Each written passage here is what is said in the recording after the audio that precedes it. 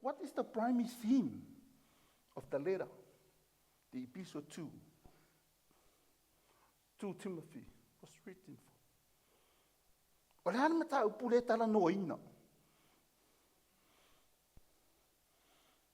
I le tusi o lua Timoteo. Le la kako wa ai au au tele le tusi. Kako kalangoa I lon ka upu whaitahuna le nevi. What is the purpose? O le hana mo le kusi. A spiritual father encourage a spiritual son. Paul to Timothy in his ministry at Ephesus. Ole whaamalosi a popua inga ai a ka maa whaaleanganga I runga ka lii whaaleanganga. A wāringa luenga le langa lue whiu. Ka le sio Ephesus. That's the purpose. O le whaamoe lea. Ai whaikau le kusi a koa. E ke waai I mō upu. O le whaamalosi. E amaka le whai upu mai lua ki mō ke o longa mka mua. Li marfiku whai mea. Ua mauti noa le Faatuatua whaamaoni ua iati oe. Sa muai iai ia loi o le tina o lo tina. Bi le whaamalosi le mei o se mea mai kongo le ahinga. Sa li ki ngā, sa li ki ngā le whaakua lea. O whele iei. Le whaamalosi ei ai, Paulo.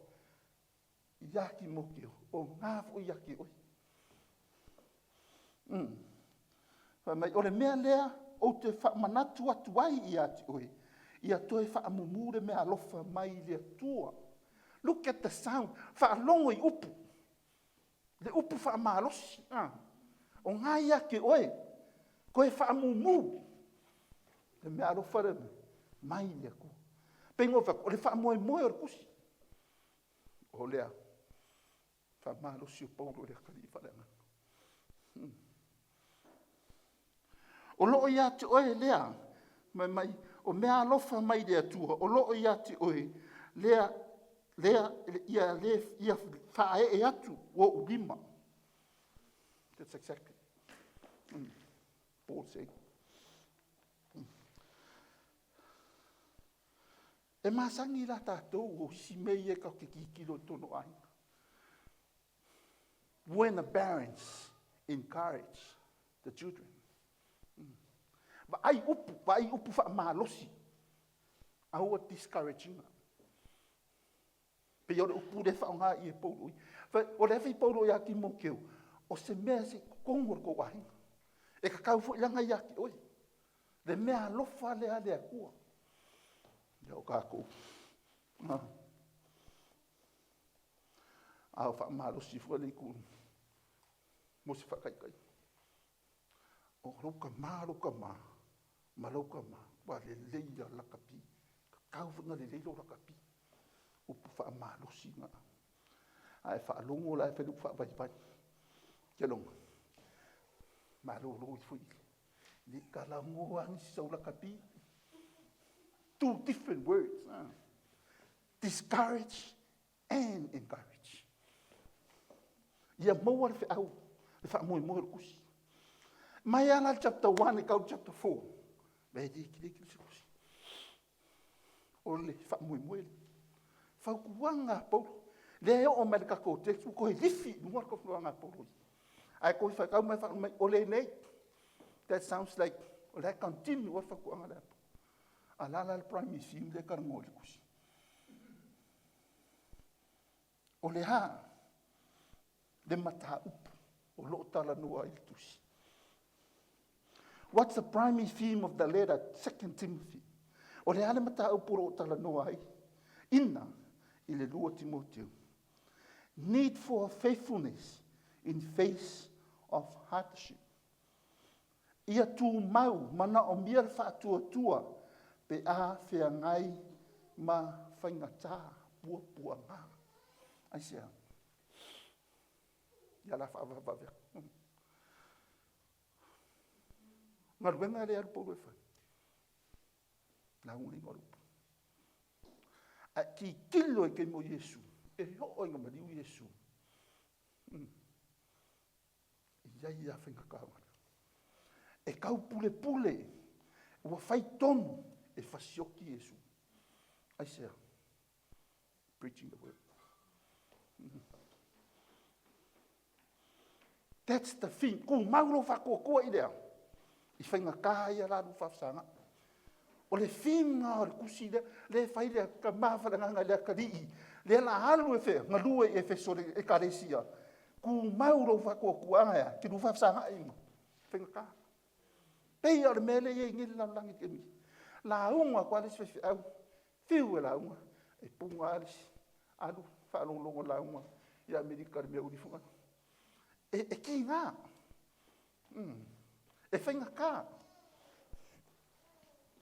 E whainga kā mo le wholofolo ingo le upu. Mai Timoteo, 2 Timothy 1, mata mua le vanu mai. O le nei. Aua e te mā i le mōri mau. I lo tātou wari. Po ona o au, o lo ono no tia ona o ia. A ia ti ngā whaatasi tātou. Ona o le tala le lei, e tusa ma le mana o le atua. E ki ngā lea, mai, a ia ti ngā whaatasi tātou ona o lea, tala le lei. Exactly lea, whau kua, prime o le mene karangoa i, le oi loe paulo le mea anu, ki mo keo whai. Ia, ke mine o le karangoa paulo wa makanga vai ko i. Nga ngoi lalo mai whaupunga ngai e kamina kanua i paulo.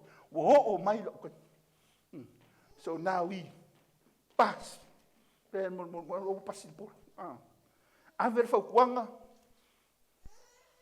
Anvele whaukuanga kusi mei whaukua le lea kari. E ngā ruenga le lea whai. E ki ngā ruenga. Ke ruwha sa ngā e bunga. Nā unga ingorup. Have faith. Lea lai whauru lai ka kom ka upu ngiri ka eau. Lua Timoteo. Mata upe wha. Mua lima. I'm gonna share with you a title. Faithfulness to God's Word. Faatuatua I le upu a lele. Mai ole nei. O te mtua whai atu ia te oi I luma o le atua.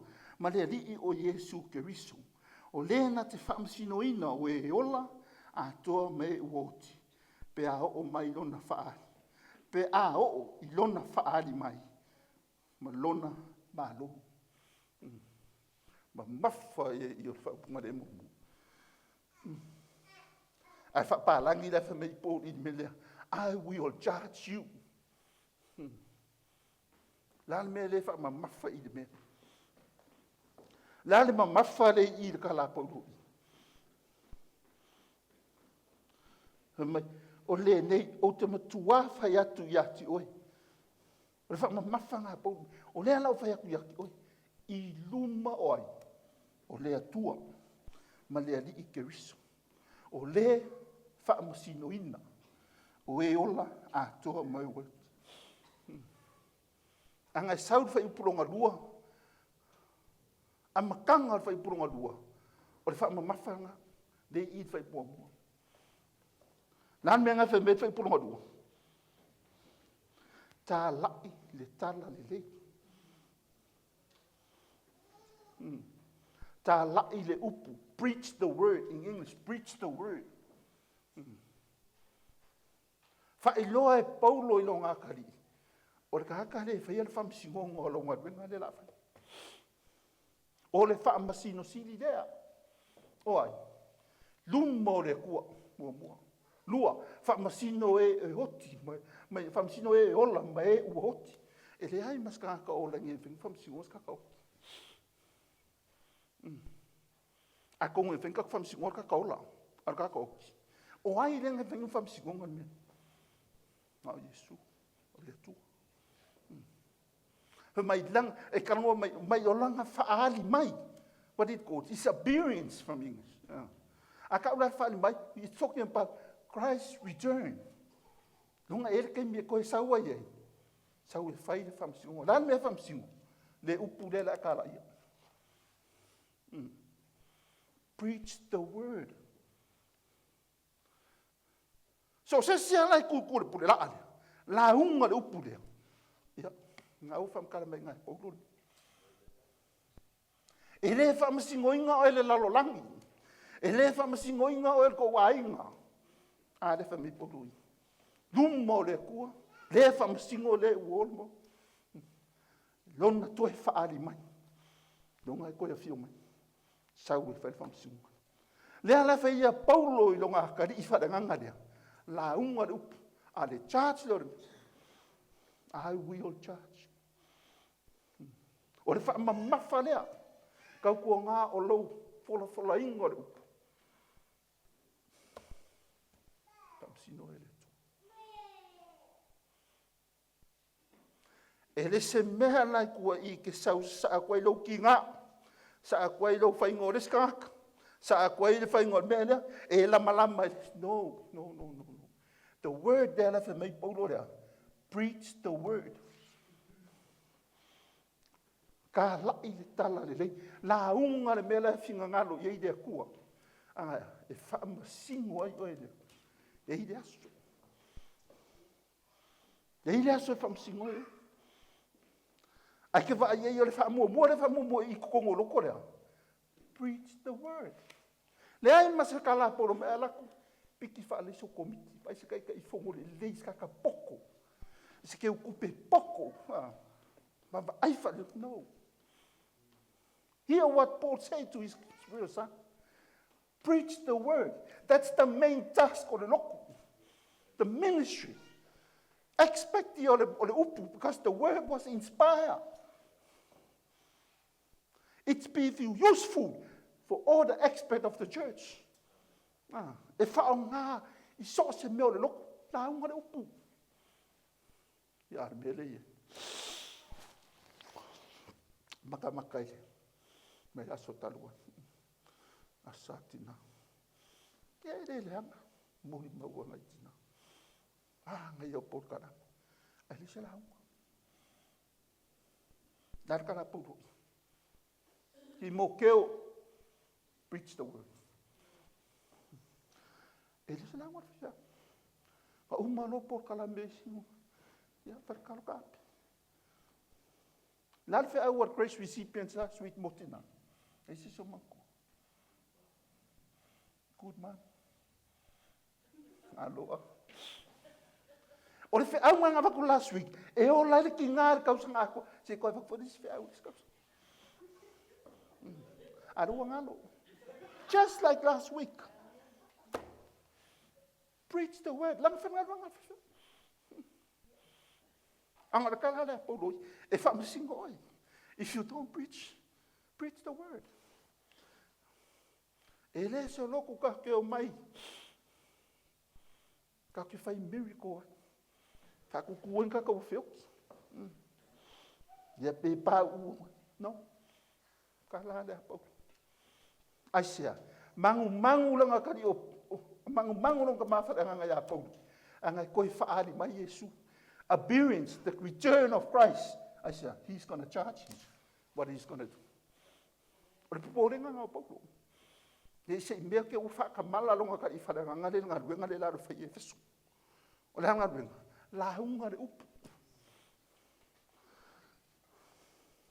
Expect now le lo. Ko ke whaalonga o le ore koe la hunga o le pui. So e mea o la kaka. Because that's the main task. O le mea ne singa, me whenga ringa la hunga whai whiau whimai. Because this is our leader. He has to preach the word. While Christia soa whiawhia. Ma oma whewhako. Kere whia kai. Amogo. Misa makoro. E misa o maungari. Ai vai le whimo le kusi. You're going to face with hardship. Preach the word. E misa o ma. Fiu mai o tāua. Asa. Ka whaioi ia ma o whaiwha. Tō ina lutu. Tā ngā rupu. Anga e isi mei lalo mai. Leka kere i o oai. E a whainga mai le lai ngā rupu. O le whaamamafa lea Paulo. Nefa mei Paulo. I will judge you. Asia. Whaamamafa lea. Loa le kakai whamsingo inga lau lau inga lau. Ele se mea lai ke ka whawhau sau lau ngā.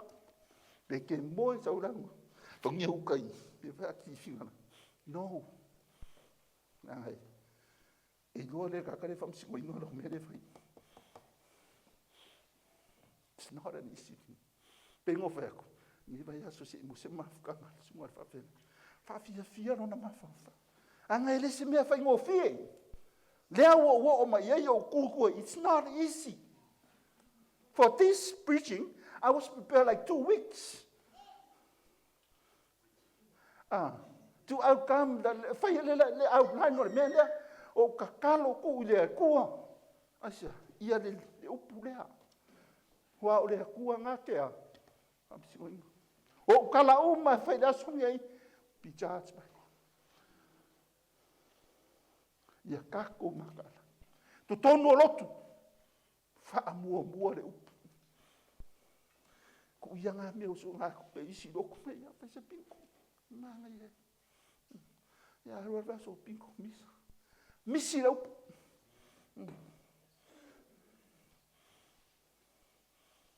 Misi ale upu. Ele le anga isi mea iha. Whai o le wharisa. O mea. Ale wha mua ne whai mei puro i ona. Preach the word. Wha anu.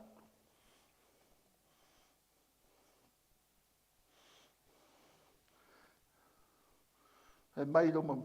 Dar whai upulunga lua. Whai upulunga lua ngā. Tanga noa i leo whai koe. Ia e tā lai atu le upu. Ia e wha malosi. I o naso taunga le muai. Ma o naso e le taunga le muai. In season and out of season.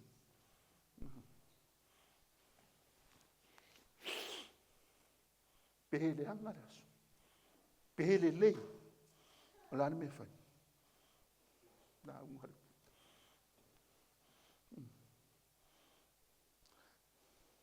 Le taunga le mu. Taunga le mu. E le ko ua i launga i ngoro. Preach the word. Lan me le whai I men. Preach the word. Anga ia e whaatonu. Ia e a oai. Ia e a poapoai. Those are the things in preaching the word. O mea ia e koro. Le whai mai ei. In season, out season, a oai. A poapoai. Nā me munu. Whaatonu. 3 things there mai. In English, correct, rebuke, encourage. Pele leila, pele anga. Don't stop preaching. Correct, rebuke, and encourage.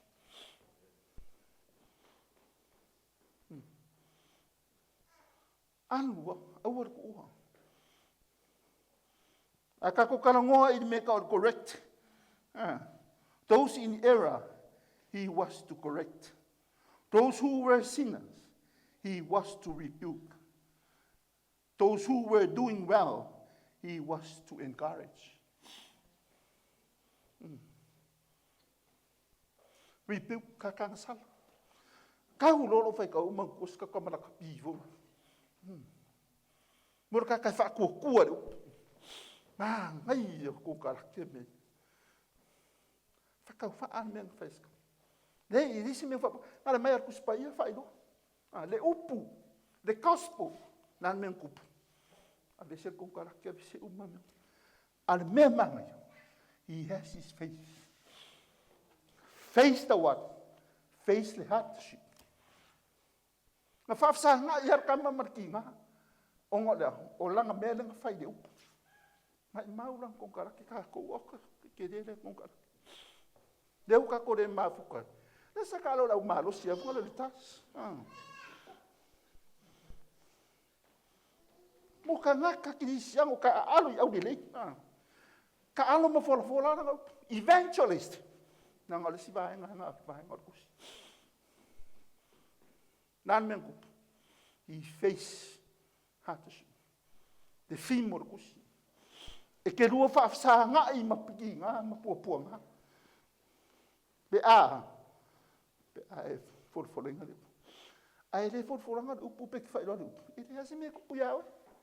Iau a mea kupu iau e ke rau whorwhorase upu. E le isau mea o whaeroa le upu. E le whamsingoinga whaeroa e. Ia kau kua ngā mao ke ue. O oe o le kofi o le loko. Ko whauinga oe. If God was present at the time of your, make sure. Whai le whaiwa. Le whai mai le whaiwa. Ia whaiu. Lau whaiwa. O mea ia le whai mai in season, out season. You have to what? Apoa yaku. A oai ma. Wha malosi. Ia, I tangata lo loto. That's what he means by preach the word. Wha me koru. Pele anga, pele lei. Andu le. Auar kafi. I whai upunga e lua. Tala I le upu. Sau le kolu marwha. For the time will come when people will not put up with sound doctrines. Instead, to suit their own desire, they will gather around them a great numbers of teachers to say what their itching ears want to hear. They will turn their ears away from the truth and turn aside to me. But you, keep your head in all situations, endures, and so on. Nāle mede, se aure mai I whai puto. Mai, for the time will come. Se ungat whasa mua.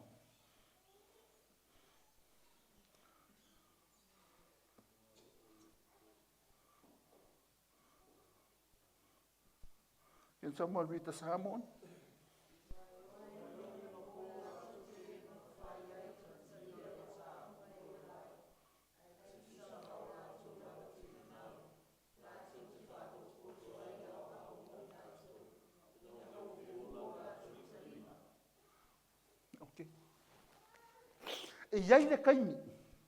It talks about refusing the word of God.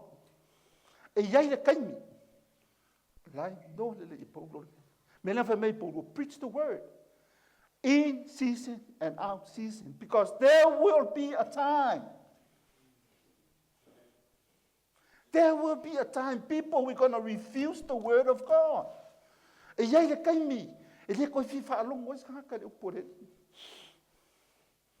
Exactly, that's what let me preach in season and out season. Because what? Because what? Oi. Ia kai me o mai wa feu kalinga wa le fia fa alongo. Me le ke vai so fiu a un ngo fa mo. A wo so e fai fe a wea. E fe kaui malato loto. Le upula e fola. E fiu ala le si fai fe a we la unga la fionga pai. A fai wai lor ka ka le ole. Fai fe a ula ia fe di ka me uli fa ku unga mai ma. Fa malo e lele ye. Onga ole loko. Wa fe u ka ringa e fi fa longo lo upu mai. Ua fa poto mai. A wao. E fe tau I malako loko. Anu mama wala. Anu amana mai ko e fo me mananga mai. Asia, ele o finga hana na ku. Na na ma mai ko fo me ko ma ya no ma lo. Ala ke ko no ma. Because they go there because of what? Of their heart. They gather the teacher that they suit their heart, but not the word of God. They have me able me in season, out season. Yeah. Because there will be a time.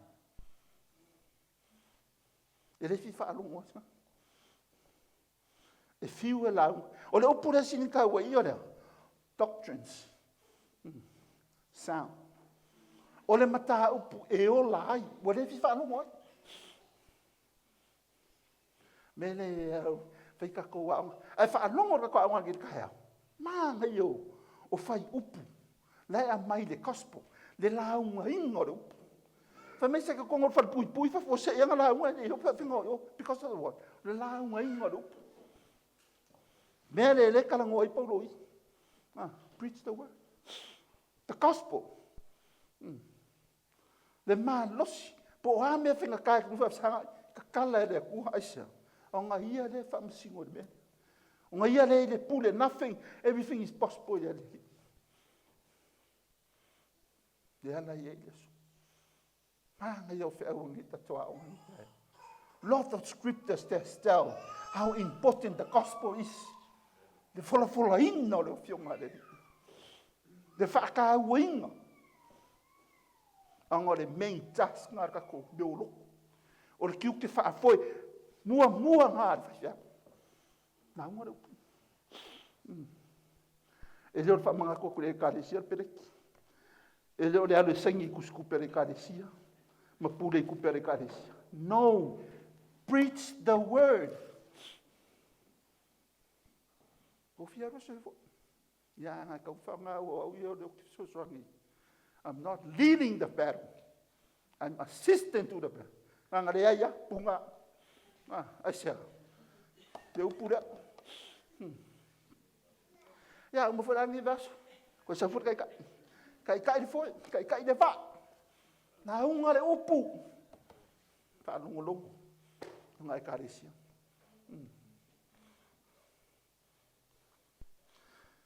Ko kia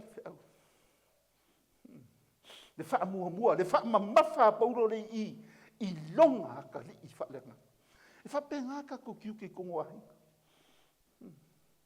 remember us parents we are the one encourage advise rebuke correct me ka ko ai fai mal fa fai mal le loa fai mal fa moi de ko suits everything.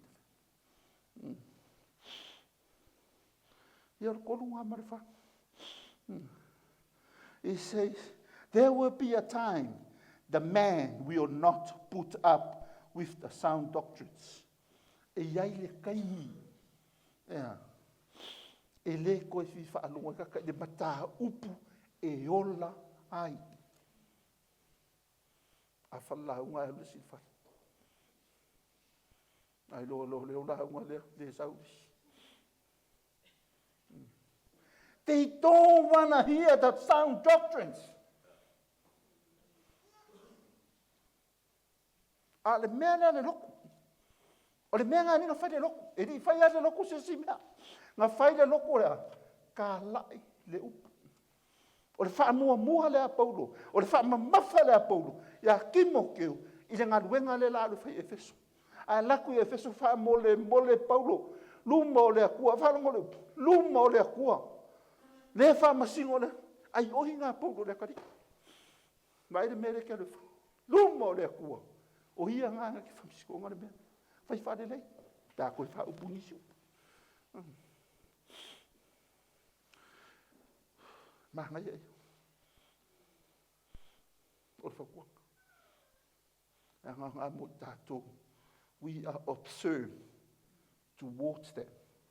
You know exactly what to do when you become a leader of a church. You know your duty. You know the main task in the church is what? Preach the word. Nothing else. E muri mai isi mea ale mele wha mua. Awa, anganga o ka kore. O le pōrenga le ia pōre, e le kaimi. Le koe wha alongoi. Le ra me pōre, la haunga. Aua nge yo ka le mea ngā, e le kaimi wole fi wha alongoi. Preach the word. Pe in season au, just la haunga le upu. Aisha, anga e le kaimi. Ai a whapera, leo mai whai pinko mai sime. Ia e ke roa alai. Ia o maraka i minga wale wango. Ia me hoe leo whai salau. Ngā whai ngā pinko, whai ngā...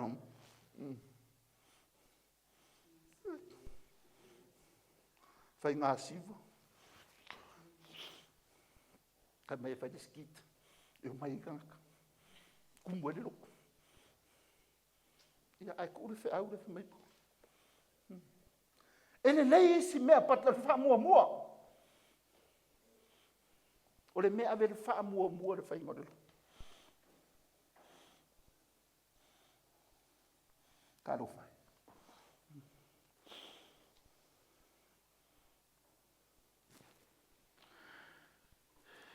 And we come to the final verse. Nana me le getting got more i kako. Before I say to the final verse, verse 5, and one of the things that in verse 3 and 4, Paul was trying to say 6 times in the epistles, is about the truth. That kalangoi Paulo lea, le me moni. E whaalima, whaahongo, whaongai, Paulo le upule truth. I ko kongo o le kusina. Kalango, awa ke li liu ese male upu moni. It talks about the truth. But anyway. Whaipuranga lima, the strong contrast. But, also mai ngata. Asa. A o oi. My part, as for you, continue in what you have learned and have become convinced of, because you know those from who you learn it.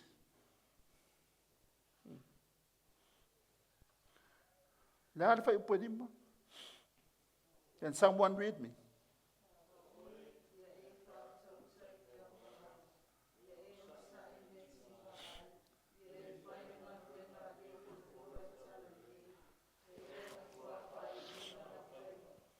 Yeah.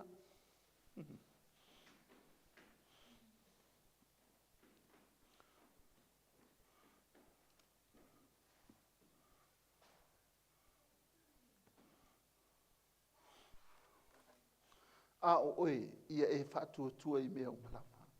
Ia e on sai. It brings back the primary source of the story. Nā le upunga. A o oe, this is direct to Paul. The contrast there. Lea ua ku sao ia Paulo le upu. O ia Timoteo le upu. Mai a o oe, but as you.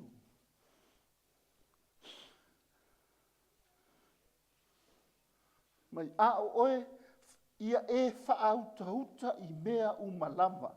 Ia e ono sai I mea ti ngā. Ngā whako o le kusi o le fi. E wha sa ngai ma whaitika. E wha sa ngai ma ki ngā. Pua ngā. Nā le upura o director I Paulo I no ngā kari whananga. Mai ia e ono sai I mea e ti ngā hai. O le ngā ruenga leo le rebuke, correct, and encourage. E carry out e le ongo sa. E le ngā ruenga e whai le maso. Anga lai whai mai le upu mai. With great patience. To carry out this duty, rebuke, correct, encourage, is what? Do with a great patience. Whai male matua ongo sa. Anga ki ngā. Nea koe o mai iwa mea. E tinga, ia e ono sa I mea e tinga ai. E lese mea whai ngofi, e ki ngā no rango ingorupu.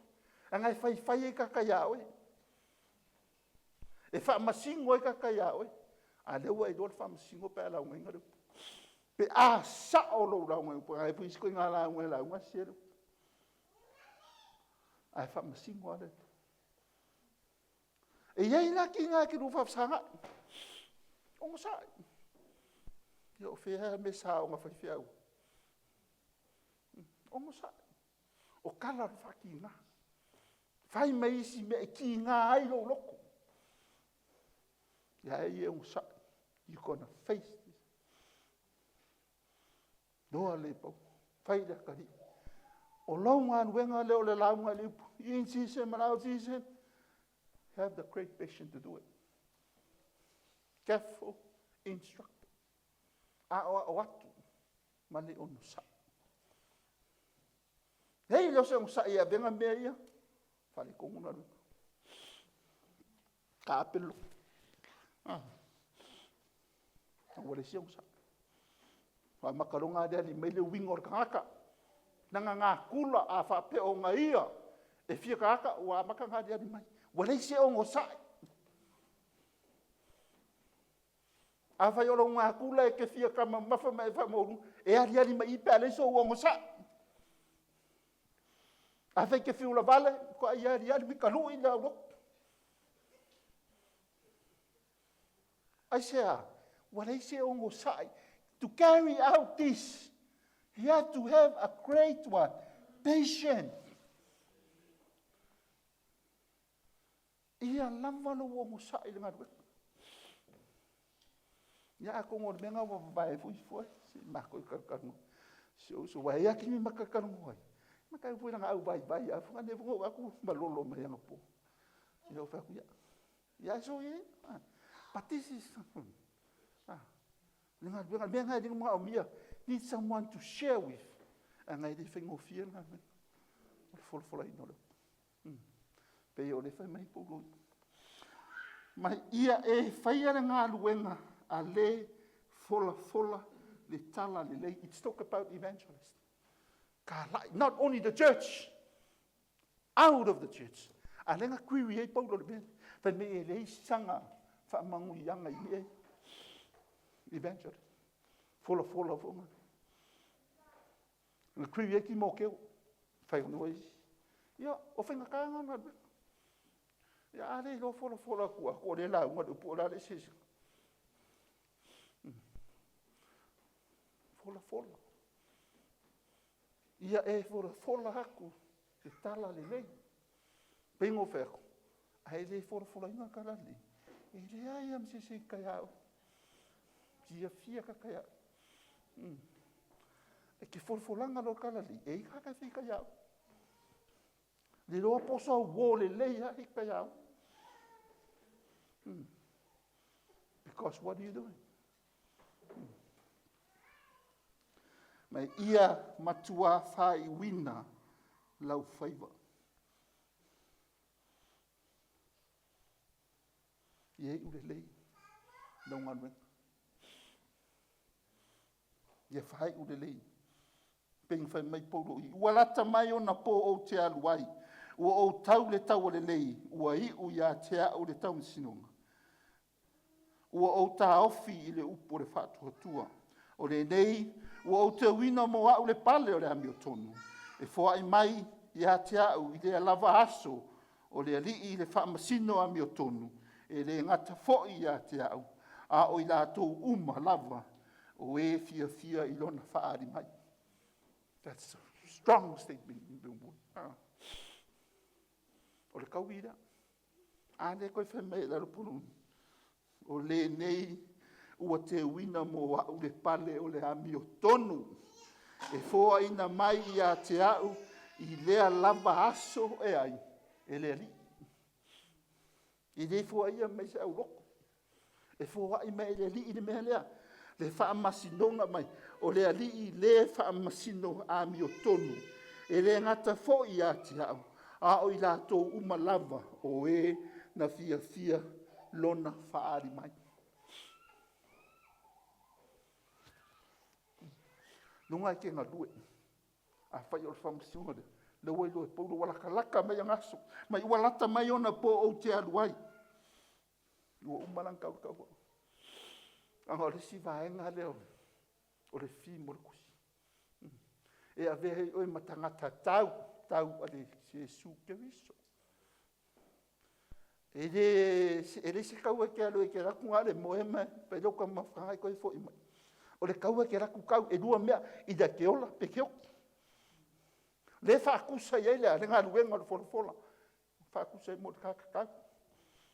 You're going to face with this. Ia peo le whaahurua mai. Ia ai teu. Me e whaparangi, it's like a storeroom or something like that. O se mea whamauia mai le li ia.